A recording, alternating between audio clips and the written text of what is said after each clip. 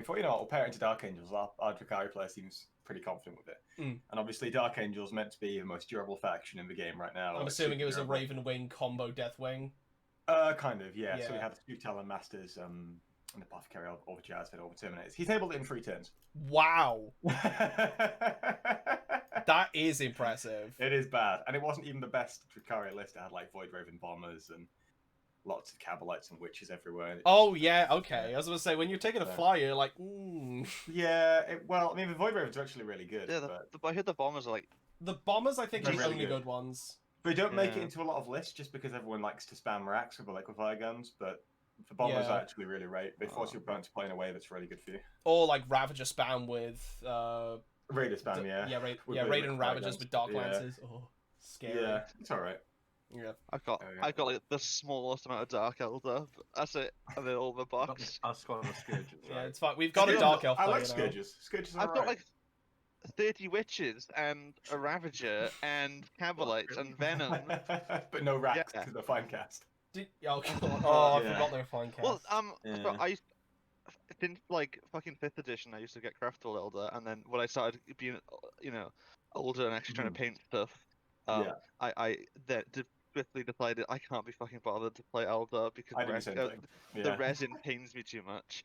Except when they released Apocalypse and I had the fucking Wraith box, I bought one of them. Yeah. I've got so much Wraith Guard. I'm just like, game they're boring. Yeah. Yeah. Hopefully they get a bit of a tune up because I think I used to potential there. I used to do a thing in 7th edition, like local game store with a small point list. So I had a Farseer, a unit of D-size, and something else in there. I would just Gate of Infinity them across the board. That was the competitive list for England in 2016, by the way. They had a squad of Wraithguard with all the Farseers, and we just bounce it around the board, making it invisible and just shooting. Look at that! What is this? Like 12, 13-year-old Alex already top of the meta. Yeah, exactly. Yeah, and I would Gate of Infinity, pray that they would land fine to kill everything. And the only thing that would the problem was I played against George a lot, and George would have the perfect counter because Necrons had the Staff of Light, and they would just go, "You can't shoot your flamers at me." Then. I was like, "Fuck you."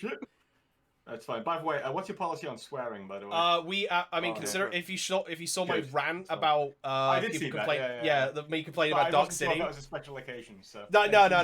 We have. I was about to ask you. It's like, what's your policy? Because I obviously don't want to offend you. I'm a big fan of the word cunt. Yes, right, perfect. No family-friendly content here. We're talking about fucking Warhammer. It's great. It's Warhammer. Yeah. Yeah, it's an adult hobby now. Fuck off, children.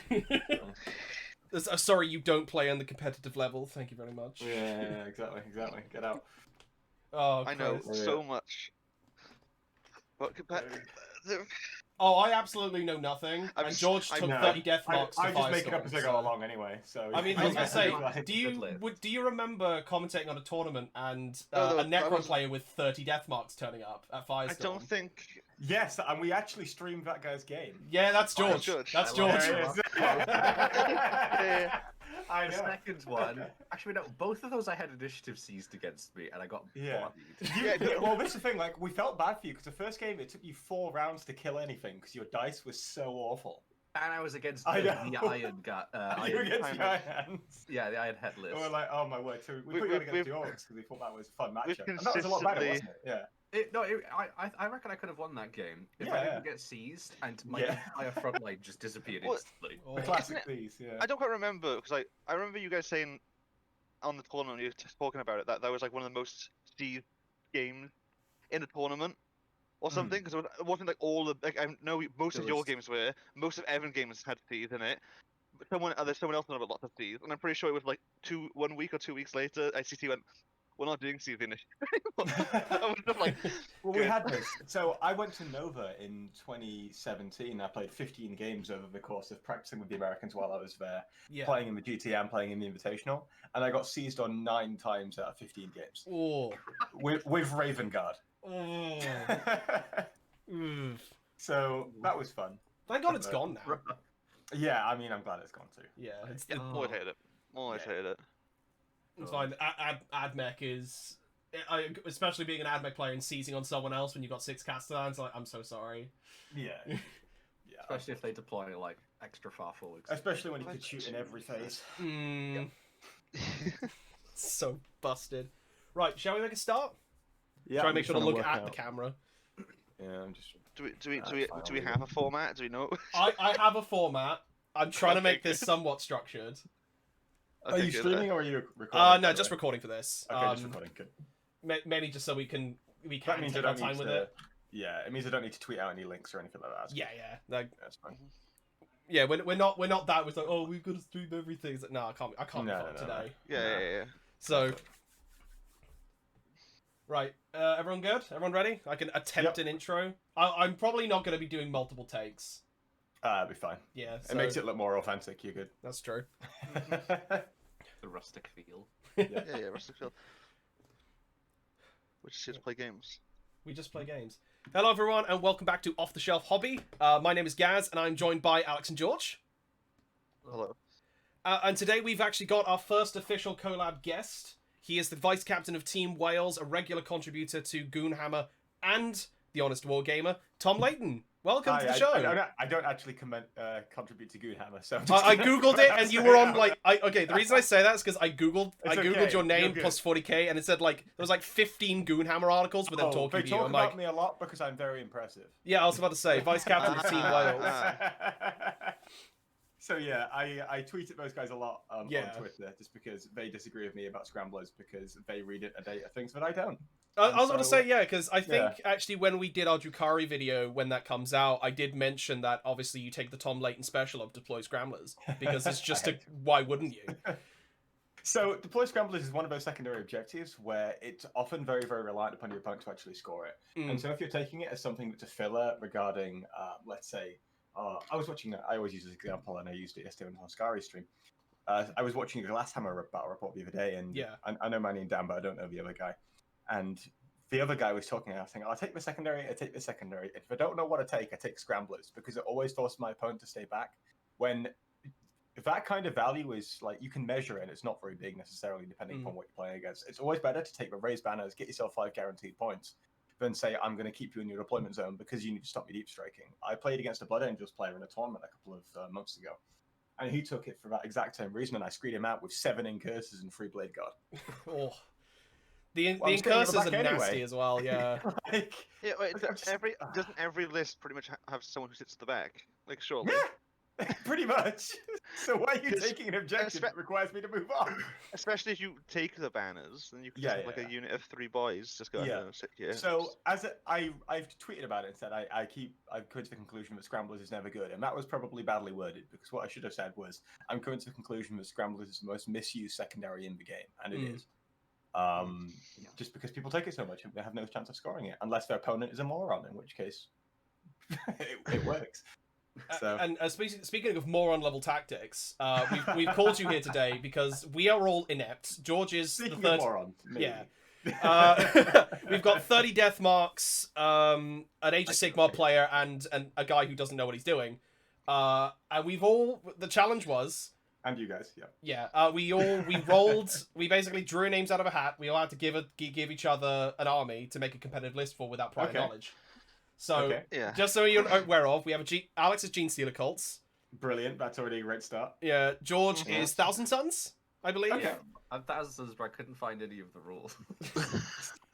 Well, this is going to be great, all on Wikipedia. They're all on websites. I couldn't find the Strife, the cults. That's the Psychic Awakening. I think I actually got the book behind me. Actually. Probably read that. That'd be why. Yeah, and then I was given Craft World without the option of souping. Craft World is fine. Because I love Craft World. Aesthetically, I hate resin models. Yeah, that's true. I mean, this is the thing. It's I'm not gonna. I mean, the Gene Stealer cult list, I may end up buying at some point because I really want Gene Stealer cults. It's also a case of all of the things that are resin that used to be interesting in 7th.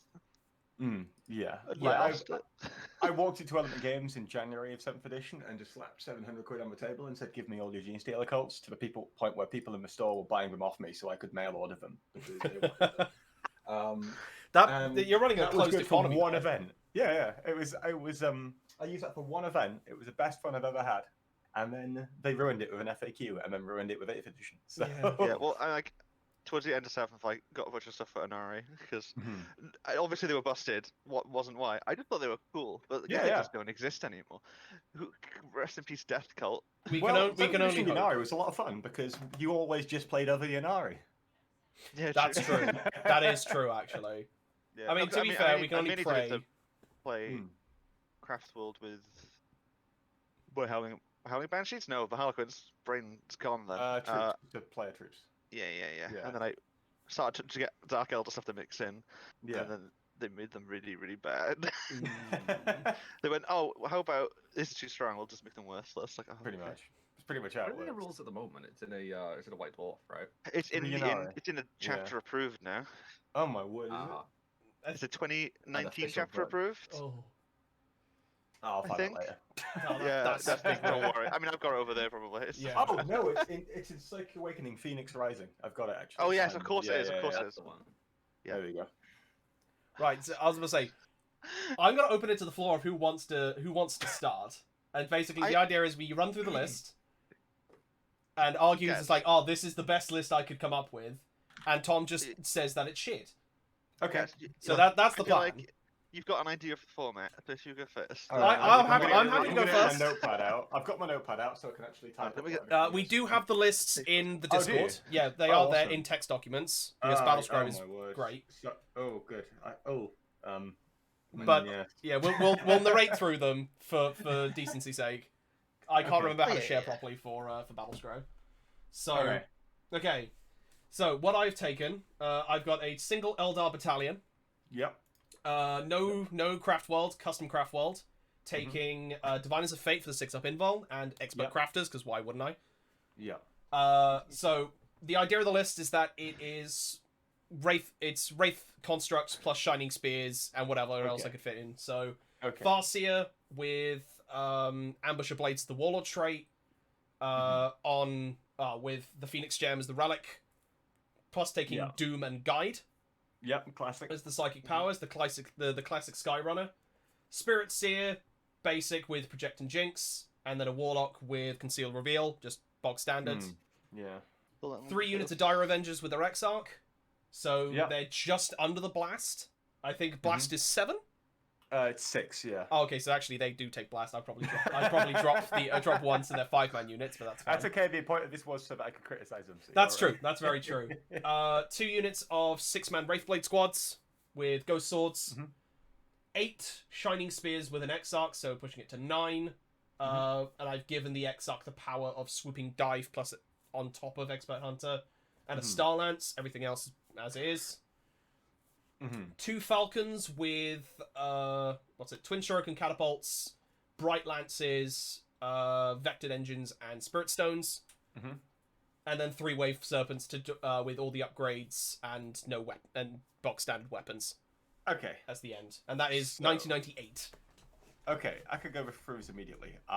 This is not the worst Eldar list I've ever seen. I have seen worse Eldar lists. What Craftworlds want to do is they want to often stick their stuff in the deployment zone and then just remove you as you walk in. So rather than taking the primaries themselves, because they can't really, they just kick you off. You don't really have the ability to do that, which is normally a problem. But what you've done instead is you've gone triple Wave Serpent, double Falcon, which means that you can, and even double Wraithblade, which allows you to walk into the center of the board and just kind of try and hold the primaries yourself. So I would call it a greedy Eldar list. Because you're not only trying to deny your opponent the primaries, you're trying to take them yourself. What you probably need is the ability to go out and grab your opponent from further back then, if you do that. Yeah. And the thing that's stopping you from doing that is your Psychers. So if I'm looking at your Psychers, your Farseer Skyrunner is fine. Your Spirit Seer is also fine. Your Warlock is absolutely not fine. I do not understand why you've gone for Conceal Reveal. Because I was like, oh, that looks like a psychic power I could use, and just clicked it in reality.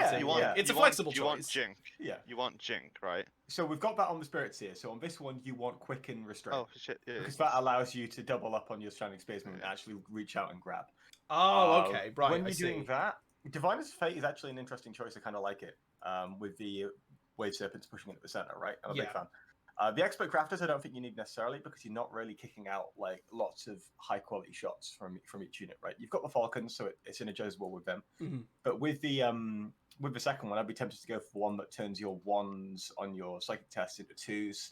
Oh, I did think of that actually. Yeah. Or you go for I think, is there a 6-up film pain one as well? I don't think so, actually. No. You either go for that one or you go for because I would have taken that instead. I would have taken that instead just to rely on base invulns for pretty much everything or cover. Yeah, the one issue I think it'll probably have is when you stick your wave steppers at the center of the board, it just gets run over. Because a lot of the time, you can't really charge with all your army at the same time because of the command interrupt, right? The command interrupt really just neuters a lot of like multi-charging melee armies, right? Yeah. The problem you have here is that what do you interrupt with? Do you interrupt with some Brave Blades? Maybe, but they won't be there first. The things that will be there first Wave Serpents for Dire Avengers. So you can't really interrupt, so you're just going to lose all your Wave Serpents to like Sisters of Battle, for example, that cause you problems. Yeah. Drukhari obviously going to cause you problems. And whenever you look at a list, you always look at it in terms of the context in which it's going to be played. So if you know that there's going to be lots of Drukhari and Dark Angels everywhere, you plot your list thinking, can I deal with Drukhari and Dark Angels? Yeah, it's meeting that bar, isn't it? Of like, especially in the competitive, you look at the top bracket and most likely thinking 100%. Especially with 8th edition, it's like, right, how many Iron Hands list am I? Can I deal with Iron Hands effectively? If I can deal with Iron Hands, I can deal with everything else. 100%. And even then, like, this isn't the worst list for dealing with Dark Angels. Drukhari's is still a little bit weird because it's so new and so broken, but there's not much you can do. True. You've got a lot of mortal wounds you can kick out between the Wave Serpents and the Spirit Seer and the Farseer. You could also go for my Shurikens have an extra point of AP within 12 inches. That's true. And that would allow your Shining Spears to remove a lot of the Dark Angels Terminators because you're wounding on 4s anyway, so you reroll with Doom. And then you're suddenly kicking out, 18 wounds at AP -1, worst case scenario, with 6 of those getting straight to the invulnerable save. So you're going to remove a fair few Terminators, and they're not exactly that quick. Plus, you can body block with Wraith Blades a bit. I'd be tempted to go for something a little bit cheaper than the Wraith Blades. They're a little bit expensive because the durable stuff is the Wave Serpents. Yeah, because I was thinking about trying to maybe put in the D size with Wraith on the we Wraith know you're Guard. a fan of a D size. Well, that's the thing. It's like they were an extra 20, like an extra 60 points because it was an extra 20 for the cost, and then to upgrade them to the D sides. Yeah. So it's that's a bit of an investment. Aren't the Wraith Blades better with the shields at the moment, or with the Mason shields? Swords? Yeah. Because they used to be cheaper with the swords, but then they made them the same price, which was annoying because I have 20 of them with swords. Yeah, they're probably slightly better, but I'm just looking at it and I'm like, does it really make that much of a difference? Nah, probably not. Yeah, probably not. Not really. They're fairly interchangeable. Yeah, so that's the first thing you look at when you're building lists. The second thing I like to look at is there a theme within this list, right? How does this list win games? So one of the things that we do with Team Wales when we're scrimming, so we're doing practice 88s, is I take a player to one side and I open up Microsoft Paint, which is my favorite teaching tool. And I do a column section. I have primary points and then 1, 2, 3 secondaries for both sides. Yeah. And we try and predict what each player is going to get for each one of those before the game starts. And so what I'm doing there immediately is I'm plotting what secondaries I'm going to take. Now, everyone just takes While We Stand, While We Fight, Raise the Banners, and Engage in all fronts at the minute. Those are by far and away the 3 most popular secondaries. You can't really take While We Stand, While We Fight in this because your expensive units, i.e. the Shining Spears, and then 2 Wave Serpents, are things you're going to be lobbing forward. So you need to find something else like Assassinate or Bring It Down or Grind Them Down or what have you, or whatever's not in the trees that you're already taking because it's whatever. But you do have a consistent identity in that you want to push the center of the board and then just countercharge anything that hits it with the Shining Spears. Whether or not you have enough countercharge, different question. I don't think you do, just because you've only got 1 squad of Shining Spears. But also, it's hard to countercharge when command, as we've already been through, command interrupts. Exactly. Is the thing. So you really need 1 unit charging and a couple of units shooting. So maybe you drop the Falcons and you go for something like Shadow Spectres, maybe? Yeah, it could work. That could work. That's quite expensive, though. So one of the things that I saw was definitely talked about was War Walkers being a lot more viable. War Walkers, okay. As a heavy weapon platform. And my original thing was, I really want Dark Reapers. I think they're cool. But then I looked at them and it's like, oh, they look cool. Falcons, though, can take really value at the minute, mate, is ignore line of sight shooting. No, they do have that. Yeah, because in 40k at the minute, what the entire game is about trading units. And there was a list in Texas a few weeks back, actually, that Naden ran. That was illegal, but it's beside the point because the concept still works. Where he just had lots of little shit units that ran around, and then lots of little bits of ignore line of sight shooting. And what shooting allows you to do is just kill things without you losing anything in return, right? Yeah. And if you've got a low line of sight shooting, even better, you're definitely not losing anything in return.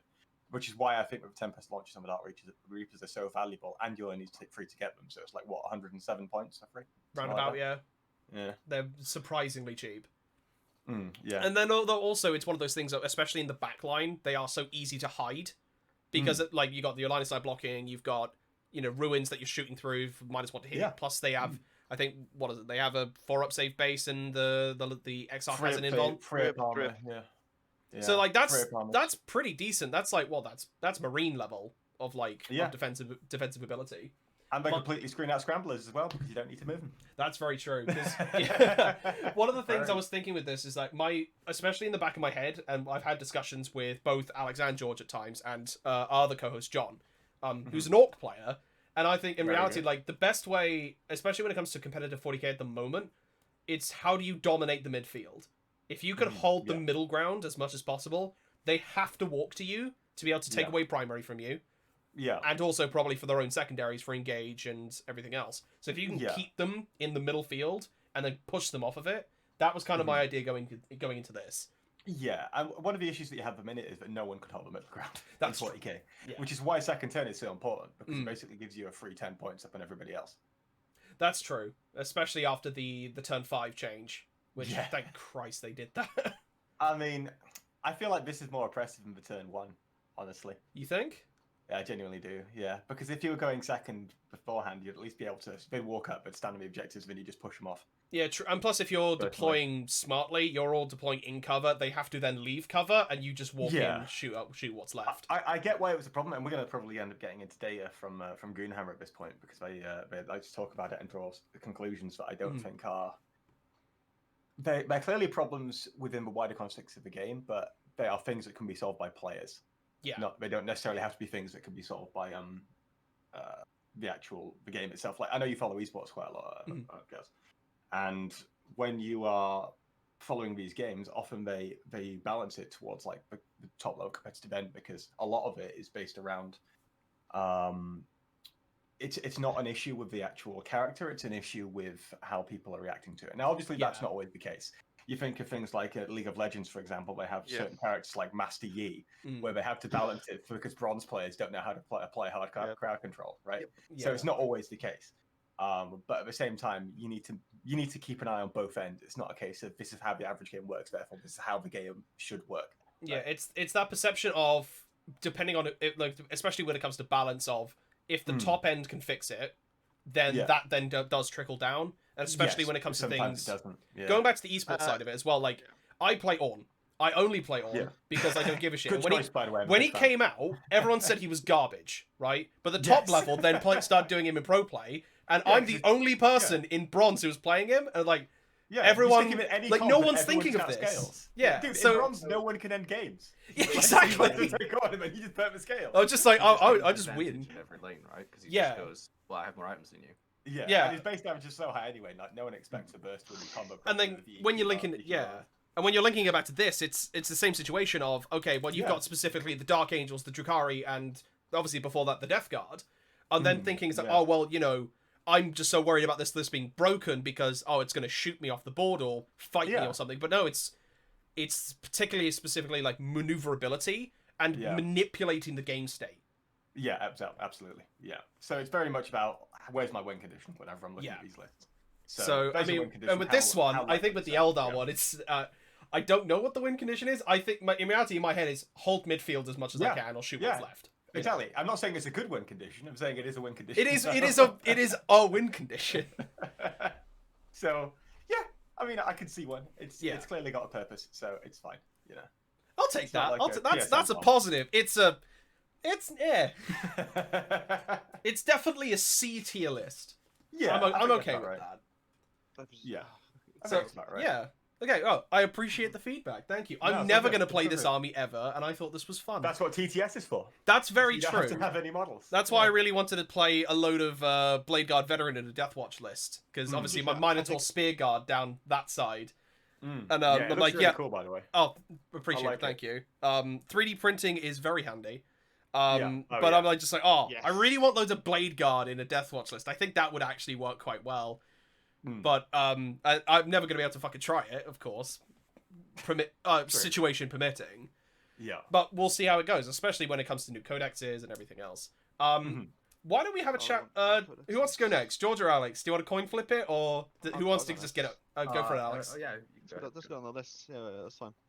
All right, Gene Stealer Cult. Do you know? I'm actually just so you know, I'm on my second monitor, scrolling up some notes I definitely made about what an Achilles Ridge Runner is. They are kind of scary, actually. I think maybe you could explain it to me, actually. Oh, okay, yeah, okay.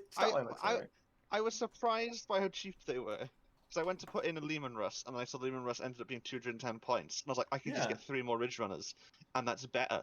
So that's what I did. Actually, yeah. Okay, do you want to go for it? Right.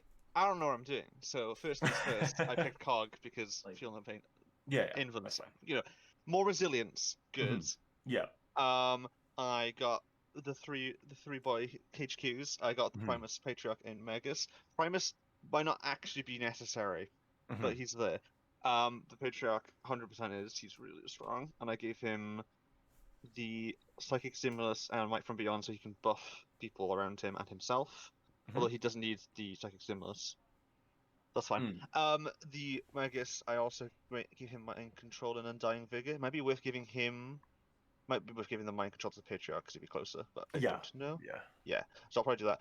Warlord trait, I gave the guy Shadow Stalker, and I also gave him the Mark of the Claw Omnissiah Relic to make the Patriarch stupidly hard to kill in comparison to what he would be otherwise. Yeah. Then I got an Acolyte Bond, all Hand Flamers, 2 Rock Cutters, then 2 cheap units of Acolytes with Rock Cutters, which will go into, which I'm going to put into Rock Grinders. Why not? Yeah. 3 units of 10 hybrids, all with double mining lasers. And neophytes. Hybrids is vague. Then for elites, I got Kelomorph and Exos, 2 units of 10 Pure Strain. And the Kelomorph for 1 CP has the Oppressor's Bane as well. Yeah. Which is pretty good. And then I took pistol. Yes. Yeah, it's the one that allows you to snipe characters. Yeah. And then I got 3 units of 2 Achilles Ridge Runners, all with heavy mining lasers, and they have 2 heavy stubbers, and they also ignore cover, which I thought was pretty good. Yeah, it's good. It's good. And then the 2 rock grinders, which bulldozer grades, and then another heavy mining laser and another heavy stubber. There's a lot of mining lasers. Yeah. Stuff. So this is similar to the other list as well, in that it wants to just walk up midboard, sit there, and just then push whatever it comes into it off, right? I was having a look at the rock grinders right now, and I realized that you're actually never going to use it at transport capacity because either you stick the Patriarch in there, and then if it blows up on a 1, you instantly lose your Patriarch, or I just slapped some cheap troops in there. Yeah, so you stick two squads of hybrids in there. That's fine. Yeah. And then you stick those up, and then it's basically, do you have the ability to push things off? So if we look at the things you have to push things off once you've stood in the center of the board, right? You have the squad of Acolyte hybrids, which, lots of hand flamers. It's a good combo. You then have a Kelomorph, I guess, and you have 2 squads of Pure Strain Gene Stealers, and then you maybe have the Ridge Runners. I think you can actually make this work. So you just push the 2 Rock Grinders up. You then stick the Achilles Ridge Runners behind and the Pure Strains behind, and then you stick the Acolyte hybrids in the sky, obviously, and then you just use Neophyte hybrids on the back and just screening or what have you, right? Again, it's a question of, I think you're definitely dependent upon board here, because if you don't get board, you will lose specifically the Ridge Runners very quickly. The problem you have is that the Ridge Runners need to also go around the terrain as well. So it's not just a case of you need a line of sight blocking, you need specific pieces of terrain that you can then drive around as well and still get your mining lasers off. So it's also, The scout move might help with that. The scout move might help, but you don't want to push them necessarily up turn 1. You want to push the rock grinders up turn 1 and then push these up behind them so you can push them later. Now, it does allow you to get into a better position regarding finding better bits of terrain to hide around, but I don't know if it's something that's like massively useful for you actually pushing the board early. Although it depends on what you're up against, right? If you're up against Craftworld Eldar, you probably want to just overload the board as early as you can, and then you just go double rock grinder or the Ridge Runners. Yeah. And then you even run the Neophyte hybrids at them because they can only kill so much. Well, you can also, I know it seems like it's a crazy idea, but you can also make the rock grinder advance and charge as well if you need to. No, but it works. It works. But they have a lot of attack on the charge. Actually, they're strength 9. Yeah. So I was just like, you could just ram this into like something and just eviscerate it. So yeah, like, that's 100%. And even then, like you don't need to kill things necessarily. It's 6 plus D3 attacks, no charge. D3 attack. Yeah, it's like a mini death roller. It really is. It's Strength scary. 9, AP2, D3 damage. Yeah, it's not bad, but even then, like tagging stuff isn't necessarily designed to just kill things, right? Mm-hmm. Like you just tag something. It's like, well, now you overspend 2 CP, or you do nothing for the entire turn. Maybe you shoot me a -1. Okay, I've got a 6+ feel no pain now. Congratulations. And I also have like how many wounds do Rock Rider have? 10 wounds, toughness 7. It's a Rhino with a 4+ save. Like, and even the Ridge Runners aren't easy to remove. So total, that's 16. Like that's 48 wounds. A toughness 5 with a 4+ save and a feel no pain. That's like 2 monoliths. Yeah. Try killing 2 monoliths with like Gene Stealer boys just flying around behind them. Like it's not easy to push off the center of the board, and especially when you've got limited turns in terms of 5 turns, it's hard to push them off. It's the same as the phenomenon of the lower points value you get, the better Death Guard, Necrons, Dark Angels get, right? Because you don't have the ability to just shove them off the board. Yeah. I work in a school, and we were going to go to the schools league for 40k back when it was like 600 points, and I was going to lend all my kids Mortarion and Magnus. Because you can't kill Mortarion at 600 points. That's true. There you go, little Timmy. Off you go. Just run Mortarion across. That's the most like Chad move ever. It's like I understand that you're all 12, but we are winning this here. And you just hand in the Demon Primarch. It's like exactly. And here's a Demon Primarch. Here's a Sorcerer of Warp Time. Mortarion just goes and kills the army. Like you can't kill him. That's you true. Can't kill him at points value. One of them goes, "Can I have the Stomper though? It looks cool." You just slap his hand. It's like, no, it's rubbish. Well, when they make a Stomper 500 points, we'll talk about it. Okay? Yeah, that's true. Until then, that's the dream. That's the dream level. Like, I mean, as you can see behind me, big fan. Oh yeah, I spotted him up in the top corner there. Yeah, Val Halfelfinger is not having that combo, mate. That was ours first. Thank you very much. So the combo, if you don't know, is Visions of the Smoke with a psychic power in the Orc Psychic Awakening that allows to reroll all hits and wounds of the vehicle. Is it? That's the. It's not Bad Moons, is it? That's the Evil Suns. It's Evil Suns. Yeah. You slap that on a Stomper. Now, if you slap it on a Stomper, then it's a Warp Charge 9. But because you're Orcs, you can give yourself +3 to your cat. Yeah. So you slap it on a Stomper, casting on 6. You then give it more Daka, so every 5 and 6 procs extra shots. Yeah. And then you multi-fire the Gatling cannon because there's also a special customization you can give it, like you can with Guard or what have you, that allows you to re-roll your because your Gatling cannon can fire multiple times. But if you fail it, it stops firing. But you can re-roll it with that. So basically, you just like hose everything that's in front of you. It's like 1,000 points, but it's I would totally do that. I want to take Tempestus to a tournament. I have no bar, so I'm like, that's a great idea. By the way. No. Okay, so so humble, man. We were gonna go. Yeah. We were actually going to go before pandemic. That was the plan. They basically used to have like 6 bits of terrain on their boards. Right. That thing's gonna kill everybody. Oh yeah. Oh my god. So we were all gonna, like me and the other, and Nikos and Rob from the other Wargame, we're just gonna turn up with 3 Stompers. And see who could do the best with our Stomper. I'm down. I'm down. I'm down to clown. Like, I'll throw whatever out of that. That'd be great. Yeah, it should be fine. Well, maybe it'll work. We'll give it a go. It'll be funny. I think that list is like obviously if the Stomper dies, then but like otherwise, it's deadly. Yeah. So before combo had the KFF as well. So you'd stick that behind the Stomper, and that'd give it a 5+ in one. So I have measured it. It does fit. And then you just fill it with boys. Yeah. To proc your +3 to cast, and also to flood the midboard and get you primaries. Because nothing can stand there because the Stomper's going to kill you. If you fail your combo, though, it's over. Don't fail the combo. Stomper has like transport capacity, yeah. Yeah, it does. Yeah, so you can stick boys in it and then just jump them out front. I'm just amazed it doesn't have a custom force field. No, there's another forge. Well, it's like a bigger version of a Death Dread that has a custom force. Yeah, that has a force field. But I mean, to be fair, you're going to be sticking a big mech in there. Yeah. So I say you're going to be having because the big mech, if he's inside it, the aura still counts. Yes. So you've got this massive. Let's 1 second. How fat is this thing? Like very. Like let's have a look at that compared to my head, and then 9 inches out either side. Oh. It's not bad, you know. That's a viable debt. Like I mean, I say viable. It is an option. I mean, we did get the word 500-point Stomper banned in the Warhammer TV chat once. I was going to say, did you piss off Notley that much? Notley's fine. I love Notley, but at the same time, you can't have like all of us just coming in there like spamming 500 points. And even then, I don't think it's up to him. Like, I love Notley. But... That's true. No, I love seeing half the things, and obviously he does a great job.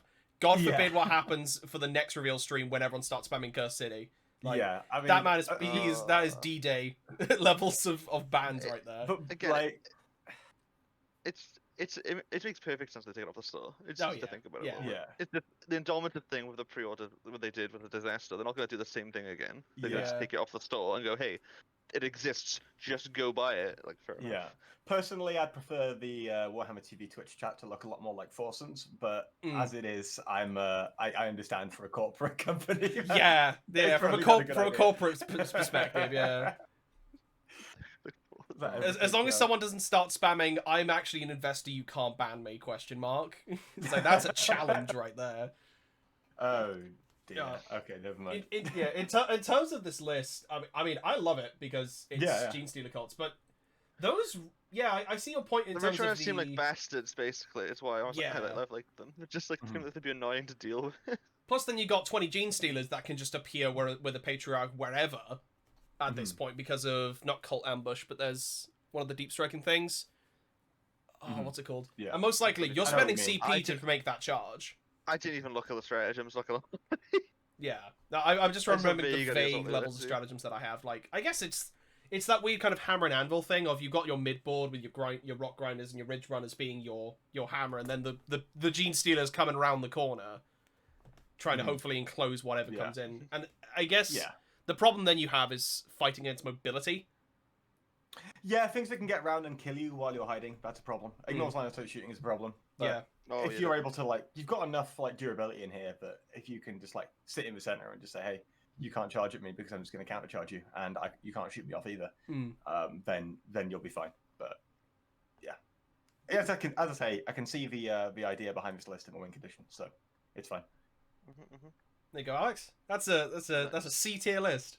With an army, like, you know, if it was. I have zero clue about Eldar. I have no.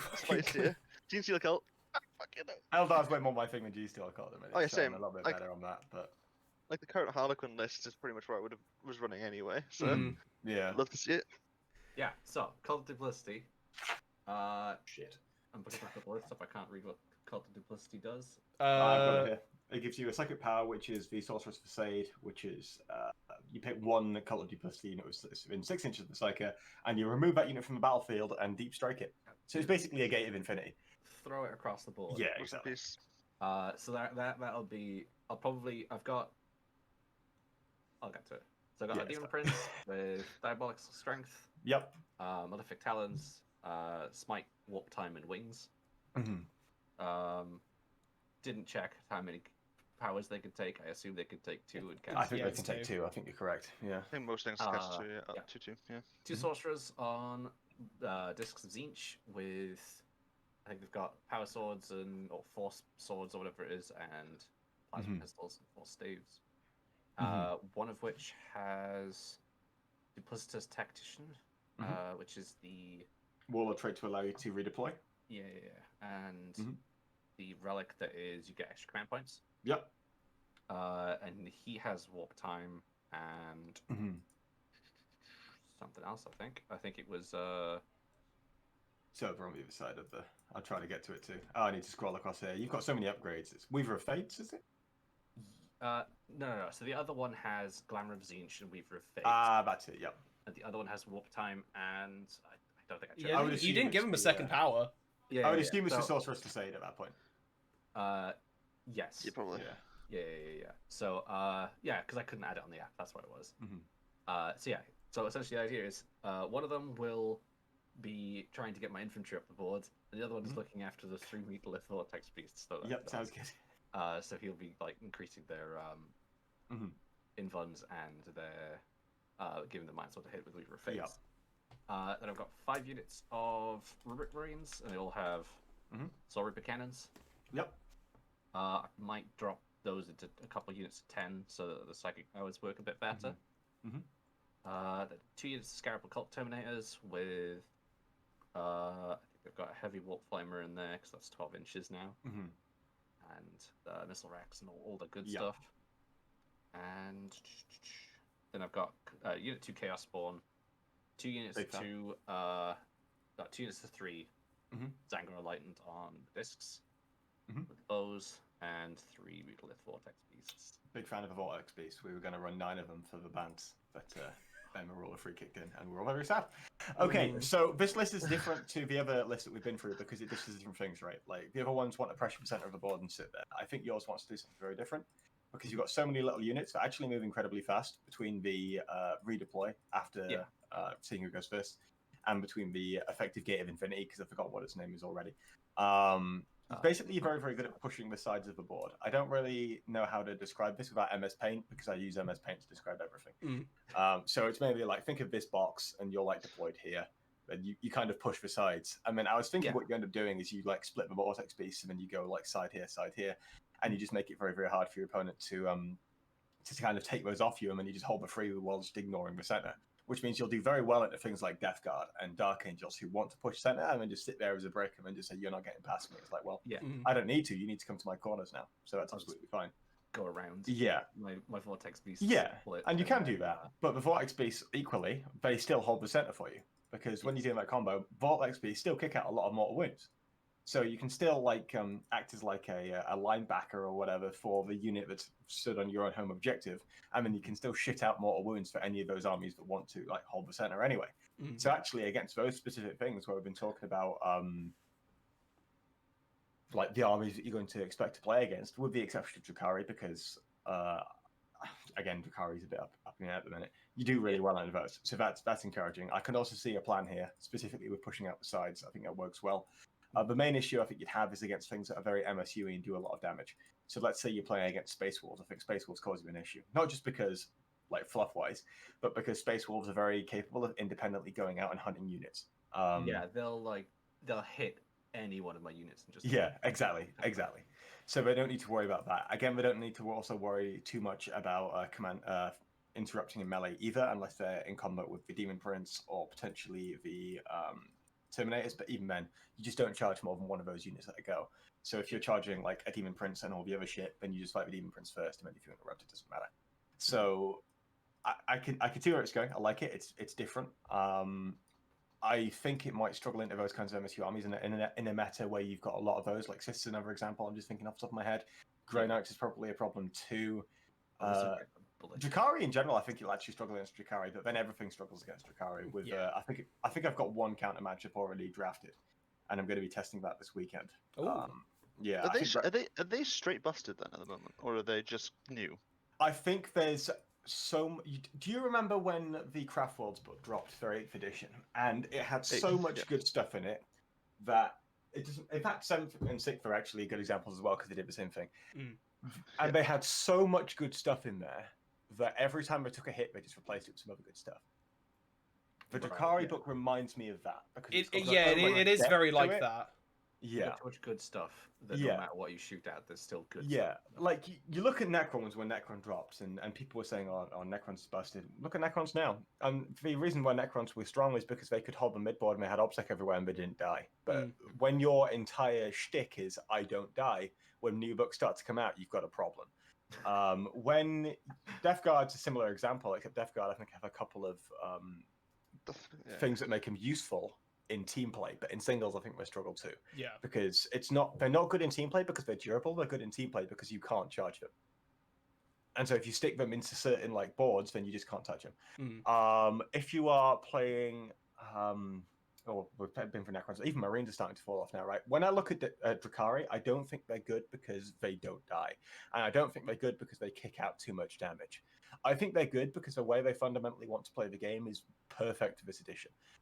Drukhari were the one faction I didn't want to play against when I played my 30 games of Sisters. And the reason why is because they are the best trading faction of the game. You can like shit out a 50-point unit of witches, they get killed by Repentia, and then you shit out another 50-point unit of witches, and then they kill the Repentia. Because you can like kick out so many little garbage units that don't that just do damage. And then you just lose them. It's like, it's fine. I don't care. I've got loads. Yeah. You're a big blast cannon, except they still do the damage. Yeah, exactly. It's the Stalingrad approach. You have a lot of glass. Yeah. It doesn't matter if you put loads of when you make a unit durable, it becomes more points expensive, right? Yeah. But it doesn't matter how durable you are if you're going to die anyway. All that means is that you've now got a more expensive unit dying. Whereas because you put no money into being durable, it doesn't matter when you die. Yeah, it's like the opposite of the problem that Necrons had in that you were paying so much for your durability, and you weren't actually durable. Exactly. Like, here's a great example. I used to bully Defilers for being dog shit, and the reason why I used to bully Defilers for being dog shit is because it's like I don't know if you guys ever played Mario in Smash. Yes. Right. Okay. Yeah. You know how Mario's meant to be he's a bit basic. He does a lot. Yeah, he's the Bob standard. The jack of all trades, right? Yeah. I'm not paying to do all the trades. I just wanted to do one thing. Yeah. I don't need to pay for my units to be durable if I'm going to die anyway, so I would just rather just save my points and buy more of it. Thank you very much. And when you're playing 5 turns and it's literally just a game of trading, you want to do that anyway. So it doesn't even necessarily matter that the Dark Eldar are overtuned. They were already strong just because of how they functioned within the game. And we already went through this a little bit with Nathan's list because he was able to just kick out lots of shitty little units. Yeah. They're still able to do that, but now they just have lots of damage. So they might fall off a little bit, but I don't think they're falling anywhere out of the top 5 until... Oh, God, no. God, no. Like, I very much attribute it to basically it is the Stalingrad effect of the fact of it doesn't matter, especially for the Russians did not give a single fuck about human casualties. So, my witches have gotten out of a transport. Oh, they failed the charge. Oh, that's fine. Next turn. Oh, well, there's this another raider that's come round. There's more of them. They're actually the ones I upgraded. They've now reached your lines, and they've now killed all your fucking... Especially Death Shroud. When I was talking to this, when I had the conversation with John, who's now picking up Drukhari, I'm like, you can easily go toe-to-toe with... it doesn't matter if he's like, oh, I've only got damage on weapons at times. Who gives a shit? You've got such a sheer weight of attacks to deal with. That who gives a shit if you're reducing damage or you're saving things? I don't care. I have more dice than you. Yeah. It's that kind of thing. I think that the one example of it, I think Grey Knights could beat them, but I need to try it. Just because they have the ability to remove all your shit from a safe distance and reduce the damage. And plus the psychic deny as well. Yeah. It reminds me of when, right at the start of 8 for Chaos Cultists and why they were really strong. A little bit. Where they were just cheap as shit, buff the shit out of them. They could just, and the value, it was...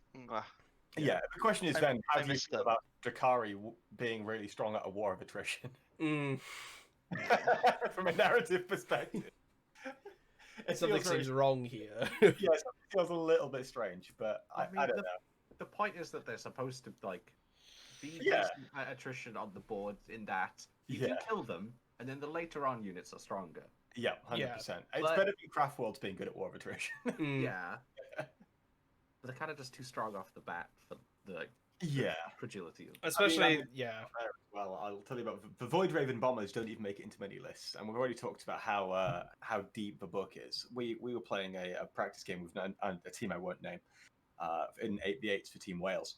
We paired our Drukhari into the Dark Angels, theoretically the most durable book in the game right now. Flew 2 Void Raven bombers over, immediately nuked his apothecary to death and tabled it in 2 turns, 3 turns even. They're so good at just removing those threats, though. Especially because the bomb rule they have ignores the character targeting rules. That doesn't even make it in the most competitive list that you're seeing at the minute.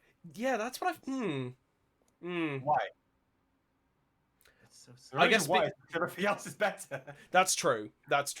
It's like, hey, I'd rather just have that deep. You've got an interesting book that's going to have some longevity to it, right? Yeah. But is that a good thing? If all the books that now come out, looking at AdMech, for example, and they're all able to do that to Dark Angels, you just basically completely remove Dark Angels from competitive play. You've removed Necrons from competitive play. Yeah. Although I did enjoy how when they posted, did you see this, by the way? When the community team posted out the email about Drukhari. Oh yeah, they said it was the first Zelda. Yeah. I was like, I sent that to George and sucks to be you, doesn't it? Yeah. Yep. Because to be fair, it's a fair point. For Imperium. Yeah, it's a fair point, and the reason I think it's a fair point is because it didn't matter, because when they first released it, it's like Necrons at that point couldn't fail because they're now the flagship enemy for 9th, right? Yeah, in terms of fluff. Alongside them. Yeah, and like when you got the Marines at the same time, it's like in reality they don't count. That's very sad. But then you're like, oh well, the only book, the one Xenos Codex that mattered of how it was going to be effective, because it has such a knock-on effect of every other codex that comes out, and Drukhari being, as we say, a complete variety of stupid units that you can do whatever you want with. Yeah. It's like, okay, well at least everything else is looking positive. Yeah. In comparison, but sucks to be Necrons right now. Oh yeah, 100%. I can't wait for them to finally do craft fields now, just because I feel like the current craft fields book. It might actually be good. Well, no, some craft fields are good. They're just the reason in comparison to everything else, they just have good stats. There's something interesting about them, like mechanically. I don't think. Have any rules. Craft worlds are okay. In singles, I think that they're reliant upon terrain again. They're not as bad as everyone likes to make out. Like I often I read Goonhammer's articles on the tier lists, and a lot of them are like, "Oh, we use the data that we have from like average games and our own intuition," and a lot of them I'm just like, not sure about that one, pal. There is a discussion that needs to be had here. Aren't a lot of them craft world players, so they're probably just a bit salty about it. I know one of them definitely is. I'm a craft world one trick. I just can't. I'm just not allowed to play it because the Welsh captain also plays craft worlds. Ah, right. I see the problem here. Yeah, because I remember seeing on the Honest Go, we were like, oh, I played Sisters the other day and had a mirror matchup, and it's like, oh wait, and then I'm just like, yeah, I'm trying to play everything so I can learn it all. Yeah, that's the way I learn things, right? So I played Sisters. I played 30 games of Sisters, I think. I'm just about to start playing Drukhari. Yeah. I'm not going to play Dark Angels because I've played some of the Speaksman book anyway, and Dark Angels are just a bit on top of that, right? I played a lot of Necrons. That's where all the Oberon shit came from. I'm a big fan of Vargard Oberon. Not entirely sure why. So basically, I'm playing everything as it comes out because it's the easiest way for me to learn things. If I'm not going to be playing my best faction, I might as well just learn to play everything else. That's true. It's useful to the team. I can play whatever's strong at the time, whatever we need when it comes to WTC. And therefore, I can also practice anything against someone. So if I'm playing a practice weekend and someone wants to play, like, let's say someone wants to practice against Tau, I can just play Tau. It's useful. That's true. So my weakness has always been my game knowledge. I know nothing about the rules of the game. But if I play all the factions, that improves it somewhat. So. Yeah, because at least like if it's a faction you played like a couple months ago, but you still played it, you've still got that little inkling of like, I'm pretty sure this is what they did before. Yeah. Like one of the things we were doing when we were doing the practice pairings was I'd pull up a list and say, hey, this is Custodes. What can you tell me about this? And they'd tell me basically nothing, but you'd have enough. Like, oh, the Custodes, they're quite durable, they're quite elite, they have a lot of defensive stratagems, and they have a Tanglefoot grenade, which reduces my charge range. Yeah. That's all you need to know. That's all you need to know when predicting a matchup. It tells you exactly how they're going to play. They're going to castle up, walk into the center of the board, and then try and push off the sides. Yeah. And I would assume, like, as general advice to anyone wanting to kind of, hypothetical, Firestorm opens back up, or people start to get more into TTS, and we go down there, then someone hosts a tournament, because I think we actually wanted to try and host a tournament at some point. Yeah. Or at least cast one, because I think that'd be just for content. That'd just be fun. But just the idea is that I think this is the kind of the key principles of I want to build a competitive list is knowing your win condition off the bat and just having a really good idea about what everyone else is currently doing. Yeah, 100%. Now that isn't necessarily, but that's a good starting point with the win condition, right? In that, like, I see a lot of players, a lot of good players who take a strong list and they just do the thing the list does, and then either the list wins them a game or it doesn't, and they just pilot the list and the list does the thing. Yeah. What separates those players who often win like GTs and what have you, to people who like are considered like top players is that they can deviate from that plan and win games. Yeah. So you can take the theoretically suboptimal or second best play, and then it's actually more effective at winning a game. So a good example was last year Craft Worlds versus Plague Bearers, right? In that matchup, if you played it standard like how Craft Worlds always wanted to play it with the Inari, with the Dark Reapers and the Shining Spears and what have you, and you just sat there and you just shot things as they walked in, you'd lose the game because you just wouldn't kill it fast enough and you'd get constricted. So the way you'd have to do it was you'd have to split up, which is the second best play, and then try and pull it apart and then shoot bits off. Yeah. So even though theoretically, as the list should work, that's not how you play the list. It's the winning play for the game. Okay. So it's one of the things that's really difficult to learn, and I still can't manage it most of the time because I'm playing like a different faction every month. So I just don't have time to like get that familiar. I mean, especially if you're super confident with one faction I'd most likely, if I was actually going to be, if I wanted to actually be properly competitive and not take a Tempestuous list, I'd be taking Admech. But I'd make sure to comb through the book because I always want to try and make sure that I have 2 plans at least. Yeah. So, 100%. I've got my 6-man Castellan bomb, But in reality, I've also got chicken walkers walking around the side with taser lances or close combat units or things like that to be able to. It keeps the opponent on their toes. Yeah, the only caveat with that, I think, is that you don't compromise the first plan to make the second plan stronger. Yeah, and that's the thing that Americans do a lot. So in North America, specifically on like the ITC circuit they have over there, you often get what they call all-comers lists, and it's basically just little bits of everything, right? Yeah. In Europe, we take extreme lists, where the list does one thing and it's built to do that one thing, and then it's on the player to force that list to do something slightly different if required, right? If you take an all-comers list and you run into a field of extreme lists, right, you will generally struggle because the extreme lists always do their thing that they do better than you. Yeah. So you don't have the tools to like judo it or what have you. Whereas if you take two extreme lists, it basically becomes well, let's see which one of these things is more important or how the matchup goes, right? And then maybe you can expose some weaknesses. But yeah, it's one of those where it's just a list building philosophy kind of.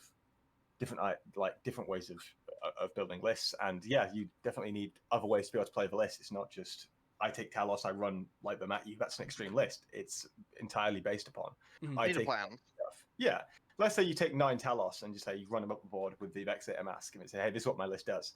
That's an extreme list because it's built around just extreme durability and just lobbing a missile at you, right? But at the same time, that doesn't mean it can't do other things, right? Sure. It's still perfectly capable of splitting up if it has to, or like you take the extreme and then you just like, oh, it's not playing like an extreme list, even though it has the capability to do so. And that's where the gap comes in. The extreme 30 deathmarks list, of course. Exactly, yeah. You take that and you shoot all the characters and then you do 0 wounds and then... I mean, yeah. George, didn't you say as well as like next tournament, I'm doing that and I'm proving that point. They're going to be good. Do it again, but now it's a completely different list because deathmarks are so different. That's true. That is still running 30 deathmarks though. Yeah. No, I think I had one game where it actually just like crippled an entire list because I was playing against orcs and he's just like, I'm gonna jump 30 boys, and I was like, are you? And he I don't know about that one, Chief. Deathmarks. He's like, what do? They counter and shoot you. And he's just like, okay. And he didn't do it. He didn't do it until turn 3. And he did it. And he dropped immediately. And I dropped down 10s, shot half of them away, and went, another 10. Just I still had 10 spare. Just to be like, yeah, I'll just pop them in, just to take something. Yeah, they are cool deathmarks. Like they're an interesting unit. When you're talking about Firestorm, by the way, I've already spoken to the boys. I want to try and hit every 2-day event I can at Firestorm next year. Oh yeah, I think well, most of us, because obviously we're all local to it, like we want to try and get involved in that. I don't even know what I'd play competitively. What you get the most. Oh yeah, you're a Sigma player. It's fine. That's fine. Yeah, I played my first game of Sigma and immediately got double turned yesterday. I saw the tweet. I was like, oh yeah, I did that. I was showing John our I was like, just TTS. Like this is kind of how like very small game of Sigma double turned him, and he was like, oh okay, I see why this is. I see why I would hate this. Double turns are it's a really weird one. It's fine. Yeah, once you get used to it, it's not that bad. I was alright with it. No, it wasn't a problem. Like I was playing. I know a lot of people don't like it though. Yeah, I get that. We didn't used to like it. We were playing the Quarry or whatever it was, where you've got to like a character's off the board and he's under 1 of 3 objectives, and you've got to. Oh right, yeah. I know what you mean. I ended up pivoting. I had a Bone Splitters list in some like Dragon Ogre spam, Beast of Chaos. And I was like, right, I've got these 2 objectives now. So long as he doesn't roll a 6 on that objective that he stood on, I win the game. And this against Owen Jackson, who's one of the Welsh internationals for Age of Sigmar. So it's like a proper like clash of the codes. And of course, he just straight rolls a 6 and my fucking War Dog pops out and just runs straight across the board and gets murdered. I'm just like, oh, brilliant. Yeah, sound. Yeah, okay. But it was great fun. Like, I've got an Ogre Warthog like as well. Ogre's the fun. Yeah, like I don't think I could ever play it competitively. Like, as in by competitively, I mean I actually go to tournaments and compete to try and win the thing. Because I can't sacrifice 40k for that because I've got too much like that other people are reliant upon. I mean, you're pretty invested. You got 40k in your Twitter handle. Like you're pretty focused on one thing. I mean, I do have 2 accounts. That is my 40k account. That's fair. That's fair. So we basically, I just go and run naked man around the board and have a great time doing it, mate. I'm not gonna. No. Yeah, it's great fun. That's why I play Fire Slayers. My main list for Sigma, which is the first 40k list I've done, which I did like November. Just when I had when I was open for a little bit, I got a game in. Not a competitive list, definitely fun, which is because it's pure clan scryer, and I got like 40 acolytes in it, which are all kit bashed because otherwise that would be £400. Yeah. Because GW. Yeah. Like 2 warp lightning cannons, like a bombardier arch warlock, another normal warlock, and then was it 1 unit storm fiends, and then just like a bunch of rattling cannons. But it's just a fun list because it's like almost. Oh, and I think a Gracie, right? But everything has the ability to almost just kill itself, and it's fucking hilarious. And it's like it genuinely had like if you rolled perfectly, it's probably the strongest list because you can just kill everything. If you roll bad though, you would do no damage. You lose your entire army by self-inflicted death. It's a banana peel. I absolutely spikes a roll and just obliterates the Hell Pit Abomination. I'm like, oh no, you took out the whole thing. And then like I look back and he's just like, yeah, but I rolled 4-1, so I take 4d3 damage. He just rolls it and he just goes taking that off the board. Or my Warlock Bombardier running forward gives himself reroll hit rolls of 1 to command point, fires the shot rolls of 1. I'm like, please don't do this to me. Roll another one. You start just begging. Explodes with like 12 mortal wounds. I'm like, yeah, he's fucking dead. Yeah. It looks like a fun game, but it's I think I'll enjoy playing it, but it's just one of those where I wouldn't have time to like properly learn everything. That's understandable. That is very fair. I mean, to be fair, especially with the Honest Wargamer stuff, that there is a lot of Sigmar players there already. I don't need me, man. Fine. That's I think you could definitely take a sillier list and still 100%. Not compete like proper compete, but you can still hold your own. You still have fun with it, right? You're not wooden spooning it, but at least if you did get wooden spoon, you'd be like, I'm okay. I deserve this. This is fine. I got my next list for Sigma is just chariot, like just a bunch of chariots. There you go. That Beasts of Chaos, yeah. No, Slaves of Darkness. I've got he's 1 chariot. Yeah, it's the what's it called? From the Broken Realms book, the Marathi book. Yeah, I'm not going to use those rules though because they're shit. They didn't give them any artifacts. Nah. For no, which is just weird. I don't know. They really dropped the like you can take up 1 battalion, which gives you an extra artifact, but the battalion gives your chariot lords, which is the only one you'll have, an artifact of being in the battalion. So now you go from having 1 chariot you can't give to 1 artifact you can't give to anyone to 2 artifacts you can't give to anyone, and it's just like this is fine. This is fine. So I'm hoping they can maybe get a new book, but Jesus, we'll it's so annoying. We'll see. I think they will, but yeah. So I'm just gonna run normal Slaves of Darkness, but I'm still doing chariot spam because it's just cool. I guess the crux of it is just, especially when it comes to rounding back to the actual point of the video, just the whole competitive 40k thing of just there are so many things that you kind of need to take into consideration if you want to be competitive, but it especially for anyone watching this, and obviously I'm wanting to try and attempt competitive 40k. It's not an instant thing. It's a learning process like everything else. So you need to get your shit kicked in by Drukhari players for 6 months. And then you'll probably be able to understand why you're getting your shit kicked in and be able to adapt to it. And one of the things that I always talk about is, do you want to win events or do you want to be good? When I see a lot of people who go to RTTs in America, and they're people who like live on Daka and put their win rate in their bio. And if I see a 100% win rate in someone's bio, I know that person sucks. Well, they're obviously lying anyway. Also true. It's also true because often if you are beating everybody you're playing, you're not playing good enough people, or you're not playing like a balanced playing field. It's like I used to go to a club in Sheffield, and this is about 10 years ago. And there was a guy there who he's undefeated, but everyone there was a child. It's like there was something like that at our local store. There was something like that at our local store. Like, and I beat the guy, and it was. We had someone argue with us early 8th that we couldn't target a character with times arrow because it's the shooting phase, and it's like it's not a gun, it's not a shooting. Not a shooting attack. It's an ability. So it can target a character. Yeah. And so the worst bit is the store managers won't intervene on it because obviously they're gonna run a store, and I'm like. It's just not the game. It's just whatever. If you want to win bad, that's fine. Man was because it's a case of, do they want an ego? Do they want actually, to be good? Because anyone can get an ego. Like the ITC is as useful as I think it is. Let's put it this way: I got 200 odd points for coming third at the London GT once, right? And in that event, I played, I think, 2 people I knew, or 2 people I'd played before, and 1 person who I knew who he was, right? And the other 2 guys, it was their first event. If I go to Caledonian Uprising, which was a tournament in the UK where it was like 100 people, it'd be like the 100 best players in the UK because it was a staple event. I'd go like 4-1 maybe, and I'd get like 50 points. But the field at Caledonian was harder than the field at LGT. Yeah. So like the wins that you get, technically are worth more, but realistically, if you've got to focus on like the self, right, not the points. Like, and we had this with TJ earlier in this week, right? Like, we did that on the because we tried. I saw that on the Thursday after we closed the podcast. Looked up Reddit the other day and like, what happened? I watched the clips of it too. What actually happened then? So he was rolling some dice behind a wall, and he was telling his opponent they were rolls that they weren't. Even though it was a stream game, and you could see him doing it. Like he's like, they hashtag caught in 1080p. Yeah.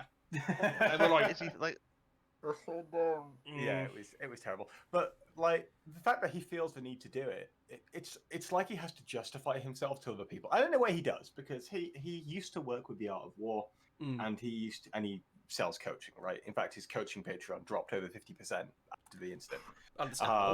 So he was getting like 800 a month off that, and now he's getting like 300. But with that, it's because he has to justify himself to other people.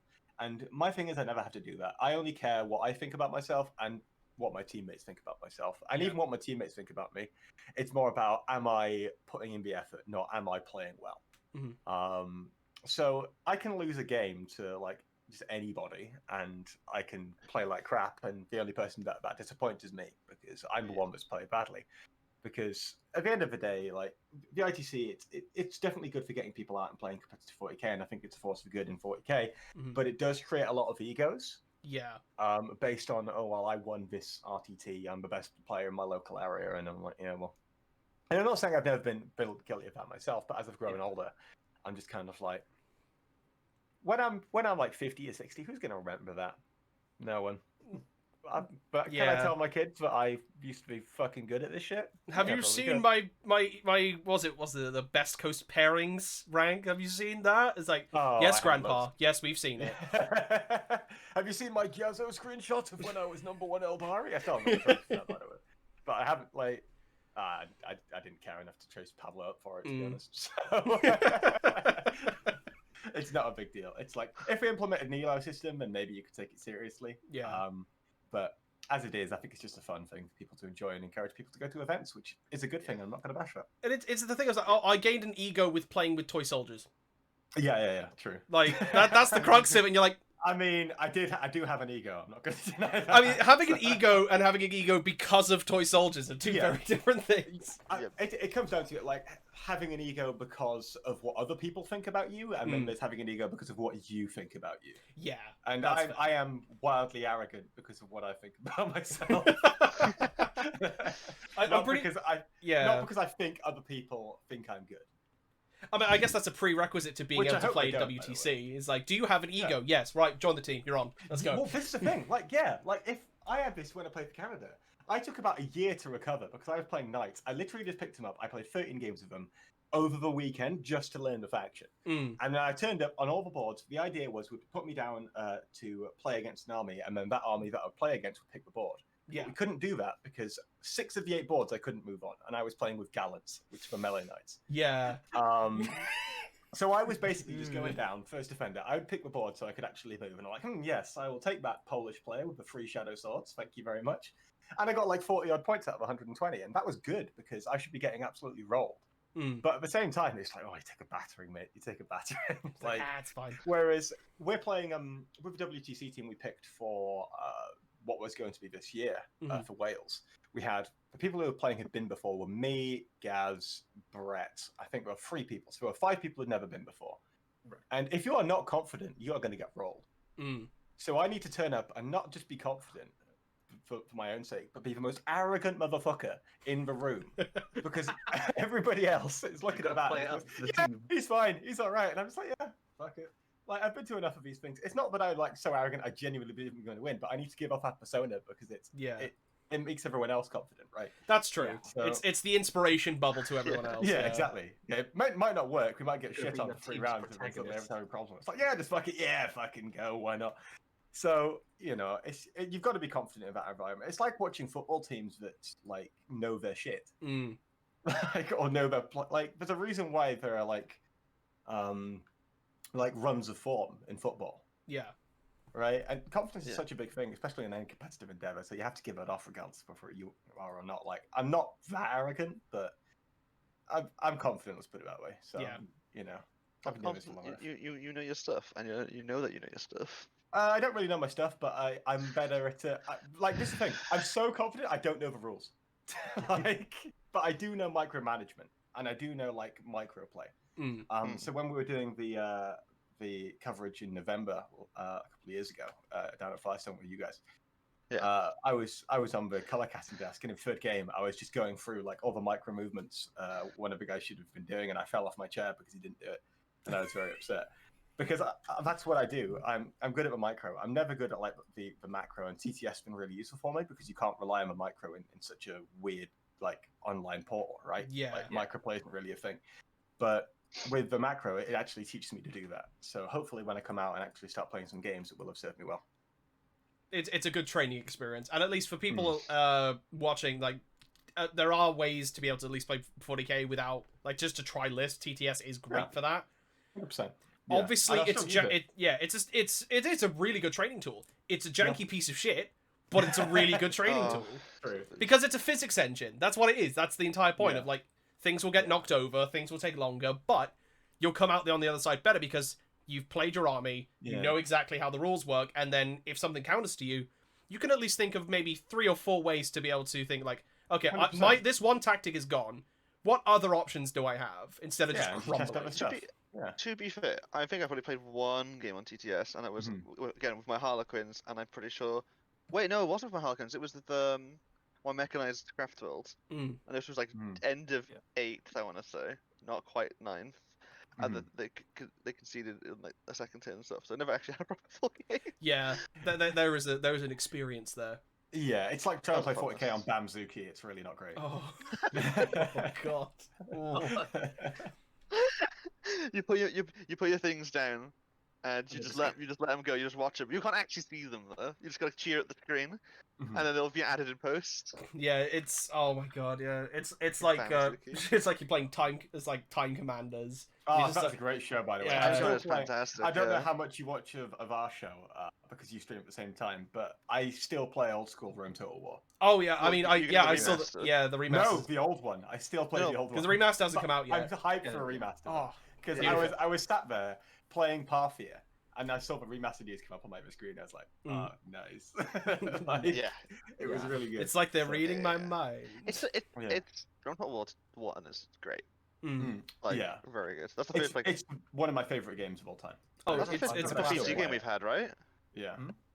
Yeah, there's a bug in like the original version that always just I don't know why it just really freaks me out. Yeah, it's really good. And it's if you're playing as Gaul and you go to the tech tree, there's things that shouldn't be there, and it has the text. This text should never appear on screen, and it always freaked me out. This is a haunted CD. It's like I had a haunted Game Boy. Am I in danger? Wasn't there like a building in Athens as well that you could, if you conquered Athens, there's a weird building that shouldn't be there, and it was just like, this shouldn't be this. I think that's called the Colossus of Rhodes, and it's so broken that it shouldn't be in the game. Yeah. Right, that adds up. Hey, let's give you 20% extra on all your trade. Yes, this seems. This seems balanced. Oh Christ! Athens is making me 7,000 denarii a year. You get half price on the remaster if you already own Rome Total War. Yeah, you do. I'm pretty sure I do. Yeah. That's so cool. Yeah, I bought it immediately. George owns it because he put his old CD key into Steam and he gave it to him. Nice. I think I got like a bundle at some point, so I'm pretty sure I already have it. The gold edition from like what, fucking 20 years ago, and just went, I wonder if this will work. I didn't even do that. I just bought it again on Steam. That to be honest, that's what I did. Like I couldn't be asked to. Yeah. Because like so many of my CD key boxes had just disappeared over time. Yeah. Like I still had like I think at one point because was trying to get back onto Star Wars: The Old Republic and said, "What's your CD key?" I'm like, "That's like a house that my parents don't even live at anymore." From when I was in like when I was in year 10, like, and I had the beta box as well. Like, I went to my local game to get that, and I'm like, "Nah, that's gone, mate. I'm just making a new account. I don't give a fuck." I'm also finishing up the Command and Conquer remastered as well. Right I need to try that. Yeah. It's the same, just with all of the even the old bugs are there, man. Oh no, it's the same. That's the beauty. That's the beauty of it. Yeah, don't touch it. It's beautiful. Yeah, just leave it alone, and embrace the jank. Yeah, but I think in terms of embracing the jank, I think there's not much else we can add to this, considering we spent half the amount of time just talking shit, which is going to be that's perfect, mate. It's the beauty of a recording session. Big quotation marks. Oh Christ! Yeah. Well, at the end, so Tom, big thank you for actually responding to the DMs and joining on for this. I was legitimately like, we got raided. This isn't like, I'll put the tweet out like, nothing's gonna come of this. I guarantee. No. Oh, mate, I always read and respond to my DMs. Yeah, like, so it might take me a day or so because like sometimes it goes into message requests and then sometimes it's a little fucky, but yeah. Yeah. But no, big thank you for coming onto the show. Time. Yeah, I'm glad. I'm glad. And we've at least out of the crew here, we've achieved C tier, and George is maybe a B&5. Exactly. I'll take that. That's pretty good. You've got all of my references, which is good. That's true. It's every single reference landed. It's the whole being able to just like, I actually know what this person's talking about now, instead of weird vague things. The Bamzuki references that are very deep cut that just give me like Vietnam flashbacks almost. We've got everything there, mate. Oh, great time. Same age, same demographic, same interests. It works. That's true. That's the convenience of this. But exactly. Big thank you for coming on to the show. Obviously, anytime, feel free to spend like a couple minutes just plugging whatever you want to plug. Nah, people can find me on Twitter. You've got my handle in the all my plugs are on all the links will be in the description below, at least for his Twitter. Yeah. Obviously, also give the Honest Wargamer some love for helping, for allowing Tom to come and do this. And I didn't tell Rob anything about it. Okay. It's just like, I'm doing this, by the way. But equally, like, I go into the comments. Like, we did a video on cheating on Thursday, right? And Rob left a comment under someone saying, but we all want like a certain thing to happen. I'm just like, Rob's views do not represent. Please, by the way, I necessarily say the official capacity. And this is the thing, like, we all have different opinions. Yeah. And that's why I enjoy it so much, because we all just discuss stuff. We're not hive mind. So when Rob says us, Rob means himself in the third person. Yeah, true. Same kind of thing here. Hence why my rant on Twitter, by the way, that's just me. It's just very convenient that other people agree with it. I mean, people, I hate the conceit stuff. That's a different kettle of fish, and we'll get to that at another point. So, big thank you to Tom for jumping on and helping us out. All his links will be in the description below. Brilliant. So make sure to give him some love. Follow him on Twitter. Also go follow the Honest Wargamer on Twitch, and give them some love as well, because everyone is top lads. Yeah. I've been Gaz, joined by Alex and George. Yeah. And we will see you on the next episode of Off the Shelf Hobby. Cheers. Have a good one. Bye. Bye. Bye-bye.